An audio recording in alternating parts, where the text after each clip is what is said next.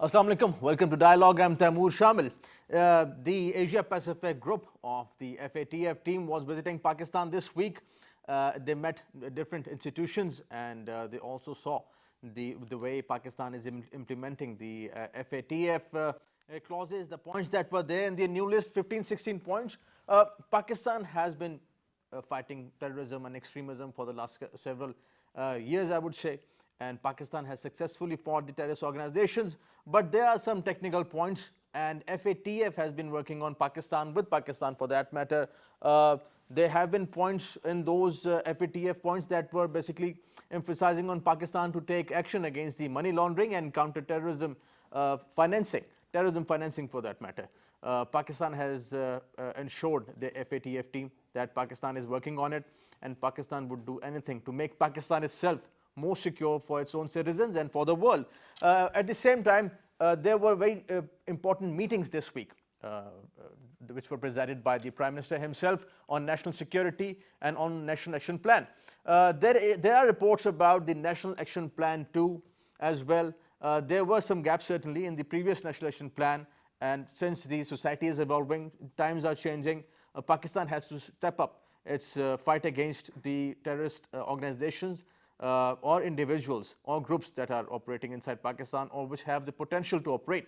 Pakistan would ensure Pakistan's own security and Pakistani people's security. We're going to discuss about this. FATF, Asia Pacific Group, which was visiting Pakistan, and where do they see Pakistan after the grey list that Pakistan is in the grey list, and how would Pakistan now talk and negotiate with the FATF team, and how would Pakistan take action on the National Action Plan? To discuss this, we have our special guest in the studios.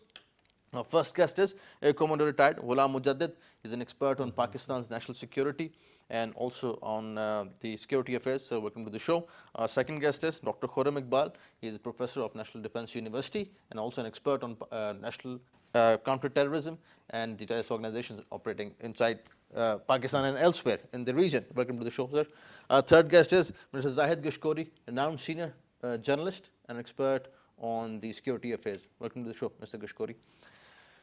Commodore Mujadid, starting with this issue of the Asia Pacific Group, which was visiting Pakistan this week.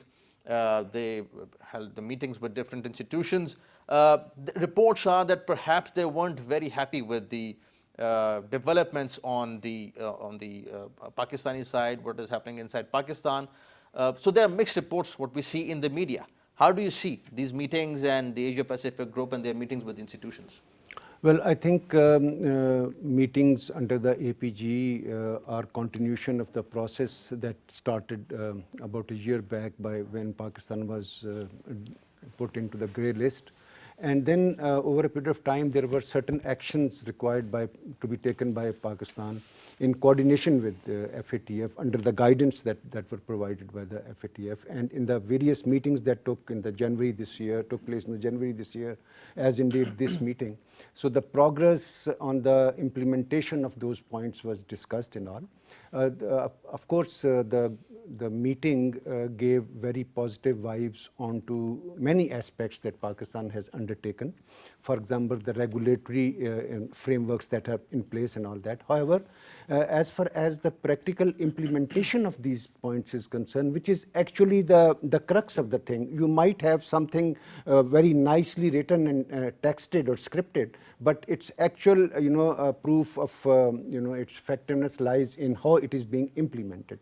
Well, those are the practical issues. They have been pointed out, and earlier on also Pakistan is well aware of this, and I'm sure that in the coming 1 or 2 months there will be practical aspects, those practical aspects will be catered for. Right. We're going to take a break, and after the break we'll continue our discussion on this point of FATF and these things that are going on in the national security sphere.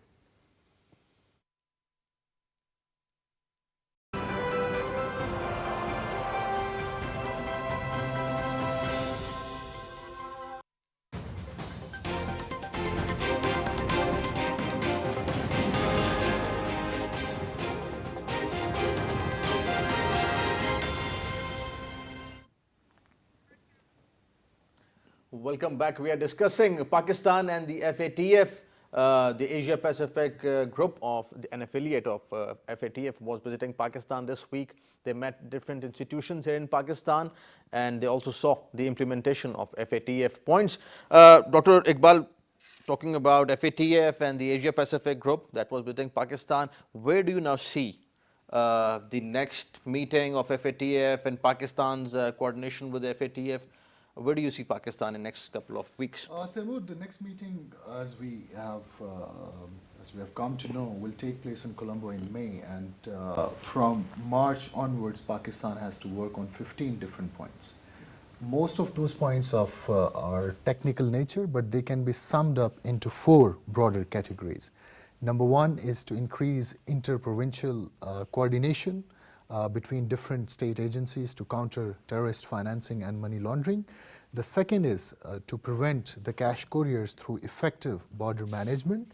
Third is the court processing of the cases related to terrorism financing. And the fourth most important component of all these points is to take effective actions against the groups which have been listed by United Nations Security Council as terrorist entities.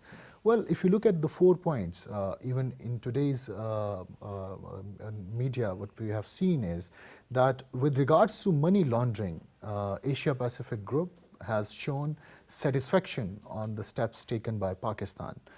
They are satisfied with the progress that Security Exchange Commission of Pakistan has made, the progress that State Bank of Pakistan has made with regards to prevent the money laundering. But when it comes to terrorist financing, that's the point where there's little divergence of opinion. It is not that Pakistan is not willing to comply to the requirements of the international body, but rather this is the pace which matters a lot. Pace. The speed of how we the do it, speed of development, the events, the steps that Pakistan intends to take.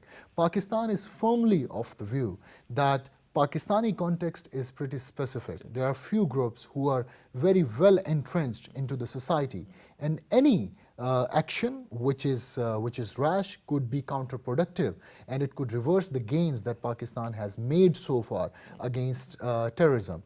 For instance, there are 8 entities. Out of those 8, Pakistan has already taken concrete measures against 4. That include Daesh, that include Al-Qaeda, Haqqani Network, and Afghan Taliban. With regards to Haqqani Network, there's a technical point. At the moment, Afghan Taliban, and of which Haqqani Network is a part, they're engaged in a dialogue with the United States of America. So when there is a dialogue process going on, certainly they have to be given some sort of a freedom to go attend meetings, to purchase tickets and all that. So there's a technicality involved that if you intend to engage Haqqani Network into dialogue process, you have to actually delist them even from the FATF or Asia Pacific Group. If you do not delist them, it can pretty much hamper the ongoing dialogue process as well, because for Pakistan, it's the matter of prestige and repute which matters more. If our facilitation for Afghan dialogue is seen as abating terrorism or terrorist financing, then of course this is not something which Pakistan would like to continue in the days to come. Then there is a second political side of all this discourse. Since this process started in February 2018, there is a perception in Pakistan, and that continues, that persists, that the politics dominates the entire process.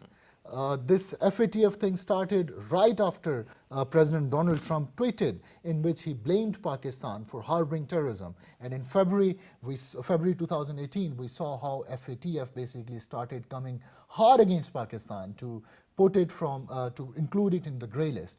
Again, our Foreign Minister Qureshi is on record saying that as Pakistan's relations with the United States of America improve, it will certainly have a positive impact on Pakistan's dealing with FATF. So I think Pakistan has to work on both angles of it, the technical angles and the political angles. So Mr. Ghishkori, do you think that we're going to discuss about the technicalities as well, but before that, what Dr. Iqbal just said, the using FATF perhaps as a tool, political tool, to pressurize Pakistan in the international relations context, do you see it that way? Thank you very much. Yes, it's very much a point now being discussed here. It's basically a perception problem. for Pakistan. Pakistan has been struggling and to fight terrorism, but after National Action Plan, it's a directly linked point to our debate here that Pakistan wonderfully improved in past 3 years. Pakistan should have gone up in better position in the list of FATF, but unfortunately the perception created here in the country and of course our relationship with India and then with US, so it hampered the efforts. Pakistan established Financial Monitoring Unit, State Bank of Pakistan engaging National Counter-Terrorism Authority, FPR, Security Exchange Commission of Pakistan introducing a couple of wonderful legislation like Benami accounts recently, previous month Pakistan implemented, and many other terror financing laws recently introduced in the past 3 years particularly. So these were well taken point, and including Federal Investigation Agency. Pakistan improved its track record with human trafficking this time. Previously, September last year. So all these efforts Pakistan made, and then 71 proscribed organizations, Pakistan started crackdown against them in the past 3 years, particularly against FIF, Jamaat Dawa, and the entire top leadership under National Action Plan. Pakistan conducted 2.2 million combing operation against the suspect. But according to my information, latest information, the officials who now attended meeting, 3 days meeting this year, I met recently 2 officials who were a part of these meetings. The one important point is about proscribed persons, the persons who are associated, allegedly associated with banned organization in Pakistan, and NECTA put them on the proscribed list. Right. Their number is 8,000 plus. And state of Pakistan itself admitted that they are now a part of Schedule 4A plus, which means that they are a threat for the security of the state. But Taimur, the most important thing is that if a person wanted to US, if a person, Pakistani national, put on UN security watch list, facing sanctions, facing different allegations that they are threat for US, either for US or for India. But the failure of these countries, according to my view, that they badly failed to provide actionable evidences against these persons. Right. Why would Pakistan take action against them under its own laws when there are no sufficient proof? Look, that India provided a long list to Pakistan after every attack, either it happens in Indian held Kashmir or in any part of India, that there is something wrong happening in Pakistan about the plan was made in Pakistan. So it Pakistan never certainly proved at any forum.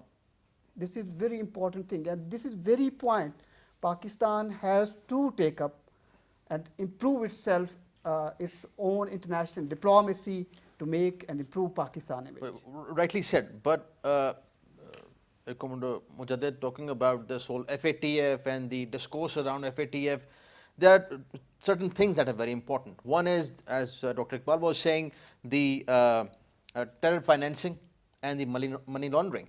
On the money laundering side, Pakistan has been improving a lot.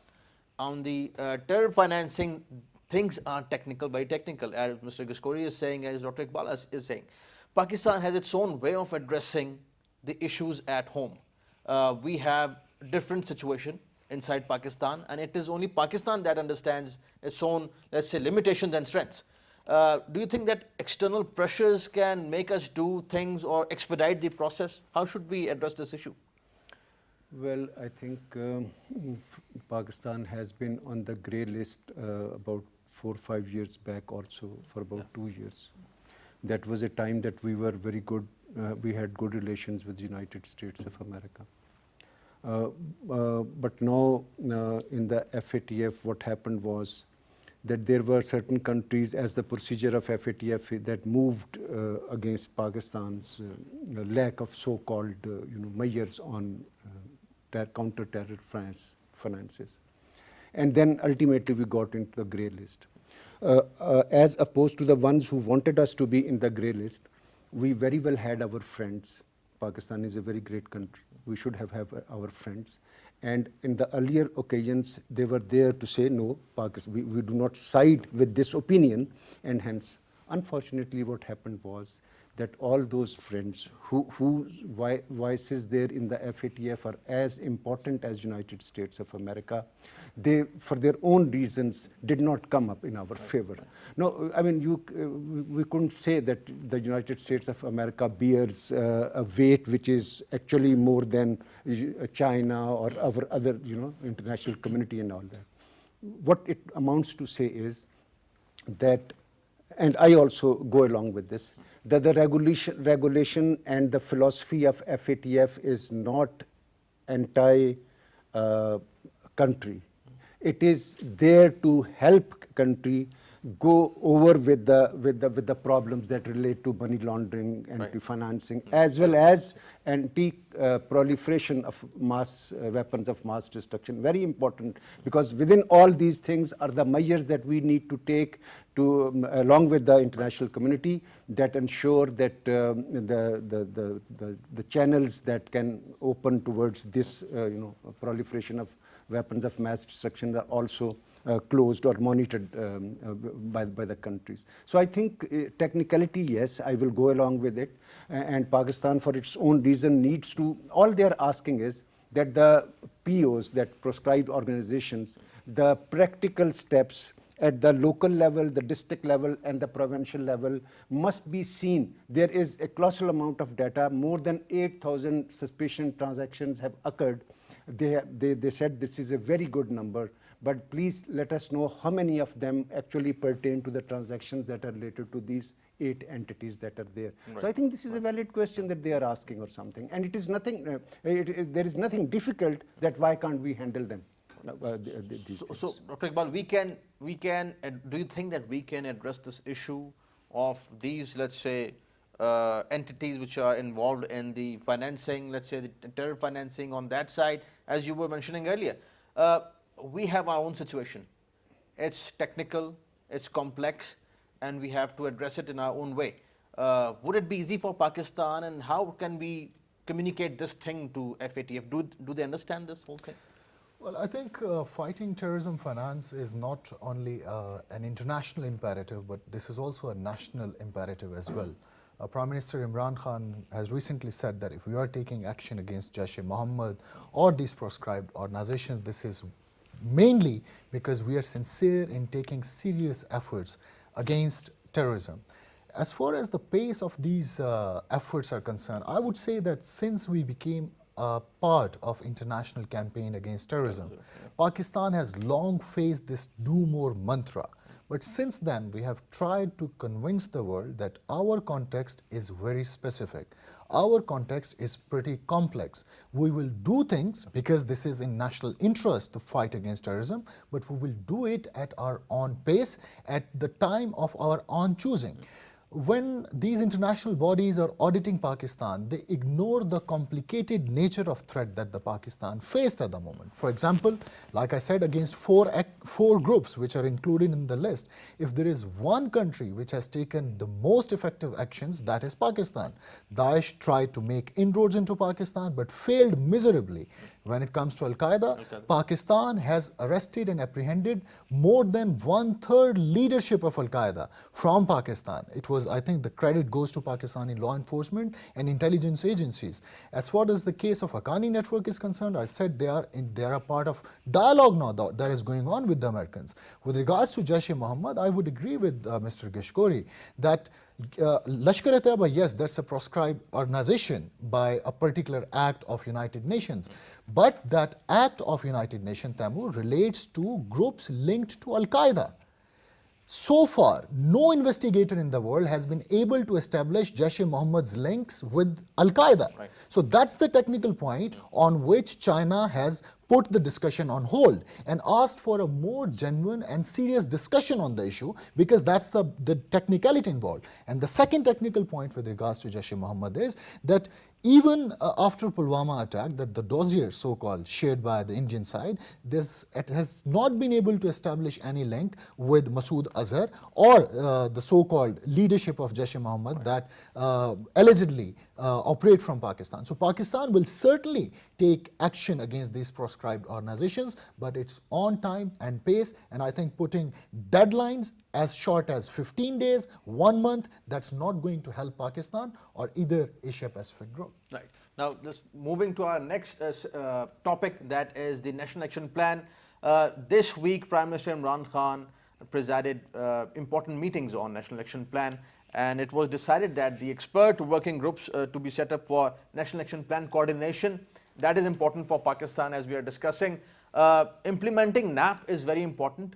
There was NAP 1, and the reports are that there is going to be NAP 2 as well, which means that it would be refined, and Pakistan would be working on another phase of National Action Plan, which would include a better coordination and a better strategy to address the issue of implementing National Action Plan. Mr. Ghishkori, this implementation of NAP, National Action Plan, and as it was decided in the National Internal Security Committee, this was first time presided by the Prime Minister Imran Khan, that the expert working groups would be set up for the implementation and coordination of NAP.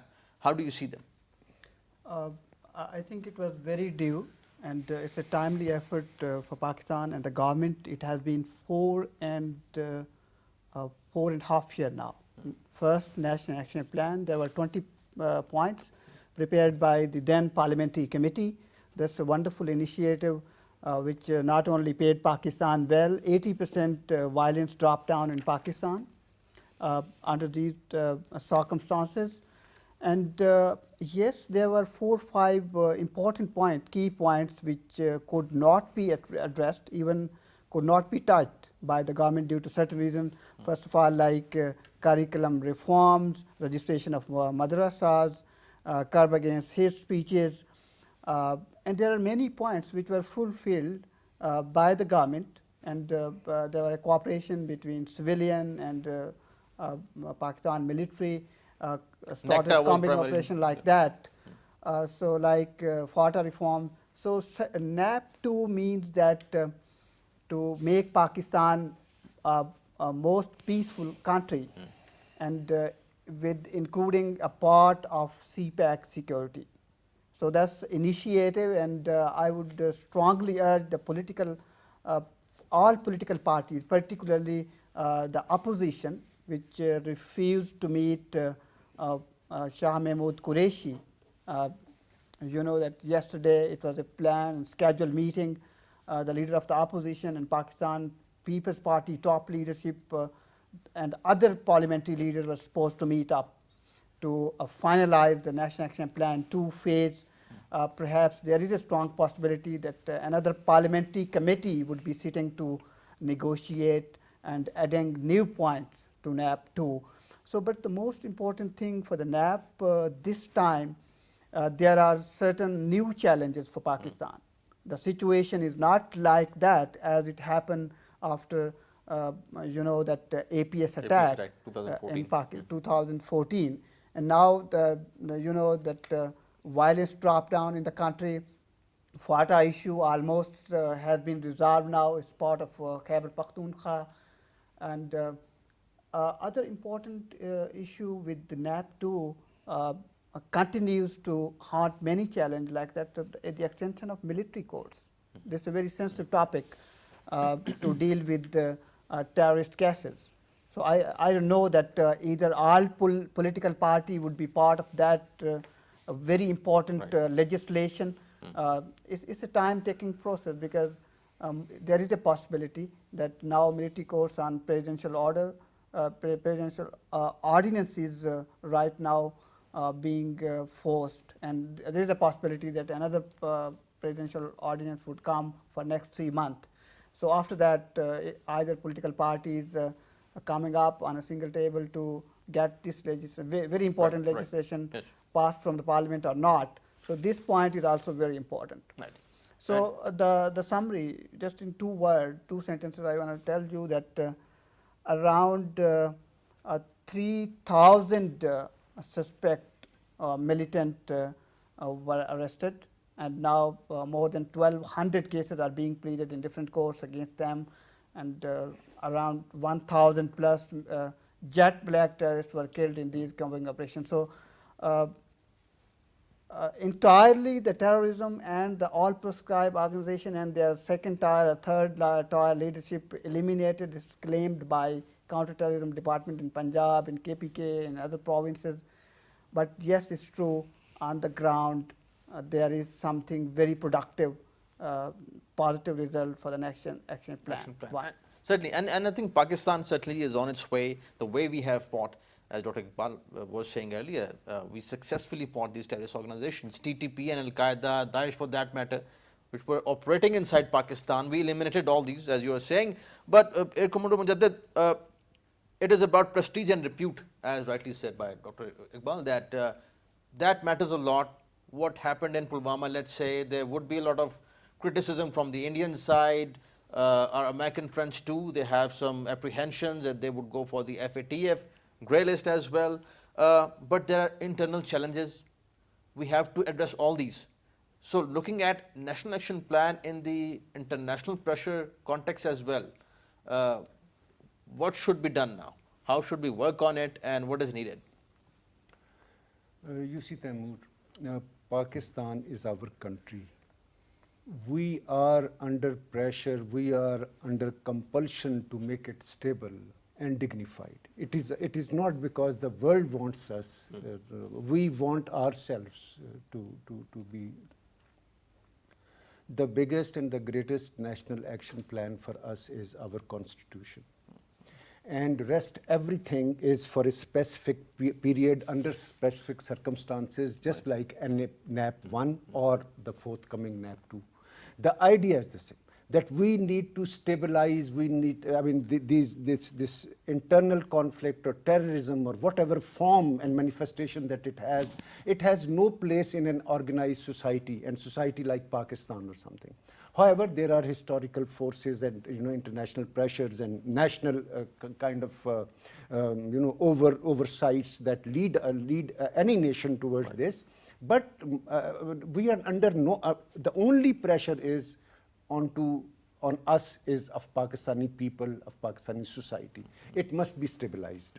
And it is for our own sake that we must look at the National Action Plan and its full implementation. There have been great strides that have been made, and they are well documented. The statistics are there. 2018 was, even calmer and more peaceful than the previous year, and the previous year more than the preceding ones. So, but then we have to travel. It is the society within that. I mean, there should be the places, the gaps that where the extremism, the internal divisions, they perpetuate. They need to be closed down, and for them there are proper actions and all that, and now these expert working groups that have been formed up, they are inshallah going to ensure that there is a seamless and wholesome coordination to meet the aims of the National Action Plan for us. Right. And Dr. Iqbal, there are two perspectives, I would say. And I think we were discussing this before the show as well. One is the internal perception inside Pakistan that we have been fighting terrorism successfully. We fought, as you were saying, Al-Qaeda and TTP, most notorious terrorist organizations and individuals in Pakistan which were operating here. And we have fought them, I think, even better than they have been fought in Afghanistan or elsewhere. And we know this, the world knows this, but there are some countries internationally who just want to pressurize Pakistan, and they use FATF for this whole thing. It's about prestige and repute. Do you think that proactive diplomacy from the Pakistani side and also to project what we have been doing can counter this FATF, because we want our image to be better in the international community, internationally, but putting Pakistan in the grey list, would certainly damage the repute and the prestige. Taimur, I'm not sure what will be the composition of these experts groups which have been just announced by the Prime Minister of Pakistan, but had the state of Pakistan actually engaged the real experts on the issue, the situation must have been totally different. That includes the diplomats, that includes the academicians working on the national security and counterterrorism, but unfortunately, we also need to put our house in order. Pakistan's case with regards to fighting terrorism or terrorism financing, it's pretty strong. I think in the past it has been a failure of... But just one point, what you said earlier. These people have been working with NECTA, our policymakers, ambassadors, retired ambassadors, academics as well. They have been coordinating with NECTA. NECTA was implementing all these things in the last 2-3 years. How do you see if you look at the composition of NACTA, most of the officers come from the police service, which is not really known for its professionalism and transparency in Pakistani context. And I think that is one reason that NACTA has not been able to deliver what it has promised few years ago. Yes, on occasions, NACTA has engaged experts. But NACTA a while has ago engaged you said that law enforcement agencies are to be credited for what they have done, police services and armed forces. But the case of NACTA is pretty different because it's a newly born body which is still in the formative phases. But as far as police is concerned, as far as Intelligence Bureau or ISA are concerned, they have certainly played a pivotal role in fighting physical form of terrorism. NACTA, yes, it must be made functional, it must be made operative, but it is only possible if there are people who are most suited for the job. So you think that in these expert working groups, there should be people who are most suited for the... Let us hope that these bodies are actually composed of the real experts.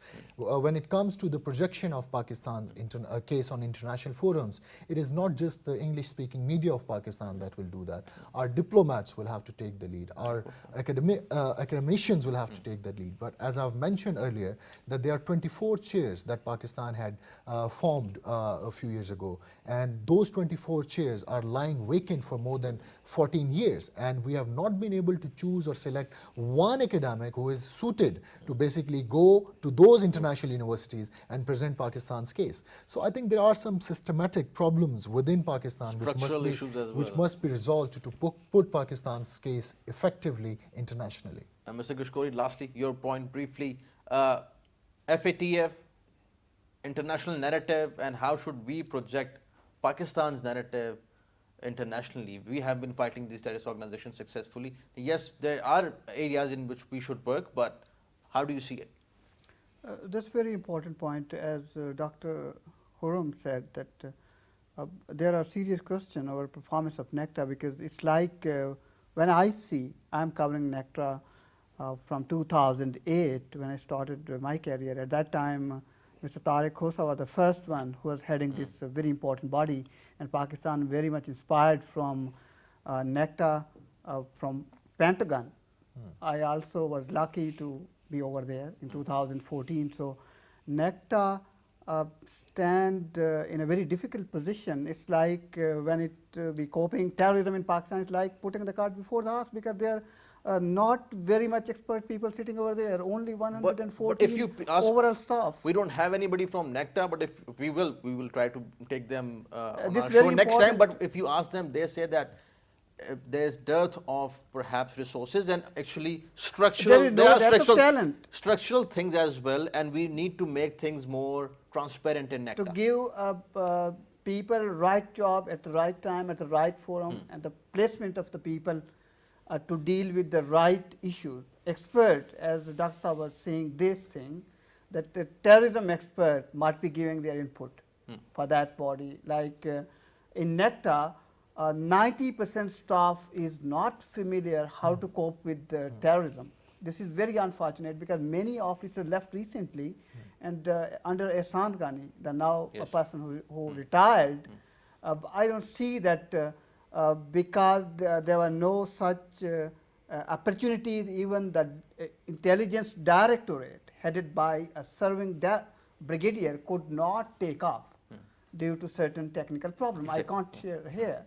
But the problem is that there need a will to cope with such thing, just to make the relevant institution more stronger to eradicate this thing permanently. Rightly said. Gentlemen, thank you for joining us. Thank you. Pleasure having you all on the show. Thank you for joining us. That's all from today's show. See you next time. Khuda Hafiz.